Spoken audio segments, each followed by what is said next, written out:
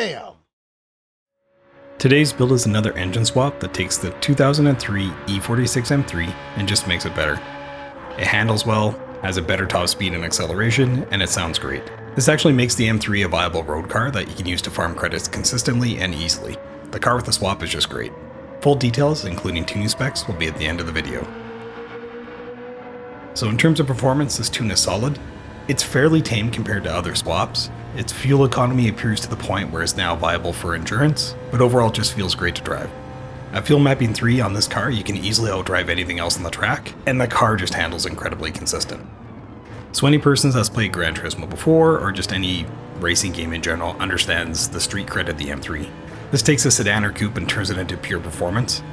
Having owned an M3 previously, anytime I see an M car in game, I get excited to drive it. And that's why it was just so disappointing driving any BMWs in this game. I'm not exactly sure what it is, but they feel sluggish, large, and they just underperform nearly everything else on the track. So the cool thing about the swap is that it kind of fixes that, and it makes this car suitable for the upper tier of road cars. It's still a sedan, and you'll get spanked by a genuine race car, but this tune rights some of the inherent wrongs I feel about some of the brands within GT7. So a bit about the E46. It hit the streets in 1998. After a few revisions over the years, in 2003 BMW introduced a lighter version of the M3 known as the CSL. It was lighter, more powerful, and put out a stock 355 horsepower, and it had much better handling, revised suspension, all that kind of stuff.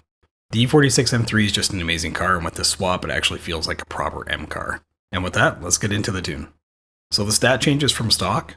We see an increase in performance from about 600 performance points to 700.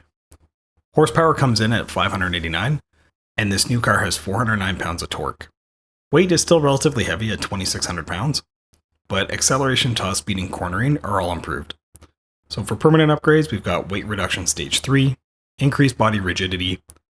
Performance upgrades, there's a lot, so it's fully customized suspension, fully customized LSD, front and rear aero from GT Auto, and I opted for the custom aero on the rear, a full control computer, a power restrictor, fully customized racing transmission, a high RPM turbocharger, and then racing components, but many of these are also included with the engine, but I added in racing brakes, pads, clutch, and flywheel. For this build, this car runs on racing hard tires. You'll need rain tires as well if you're planning to use this on Le Mans. So adjustments, we lowered the body height, we updated the suspension to be more responsive, increased downforce. This transmission does have some manual tuning for it, so pause the video if you want the exact gear ratios. It's tuned to max out on the Le Mans straight at fuel mapping 3. So overall the car is a solid build.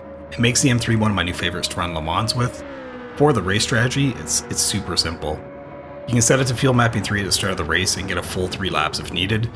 Just adjust your mapping to the weather. So if you have to pit early for rain tires, crank it down to 1 and just go nuts. On rain tires, the car handles extremely well. Feels much more stable than other cars. I'm not sure if that's just my personal preference or if I have a soft spot for BMWs, but I generally don't mind driving this car in poor weather. It feels good. You can pick up the car from a used lot when you get a chance, and the engine swap will come from a roulette ticket. I've linked a video on engine swaps as well should you need some more information, but the car is a blast, the swap is worth it. If you're lucky enough to get this one, it's another build I'd add to your garage. It's a great daily driver. In terms of livery, this one is my own creation. It's public should you want it, and it's open so you can make changes as needed. I took a classic BMW style and updated it to reflect the new power plant, so it's nothing fancy, but it fits the car and the era well, and it has a few more modern design elements to it. I really hope you enjoy this tune, and it earns you money in GT7. This swap makes this one of the best builds to run Le Mans, and the tune is a great addition to your garage. If you like these tunes, please like and comment below. It greatly helps with my channel growth on YouTube, and it helps steer me in the right direction for content creation.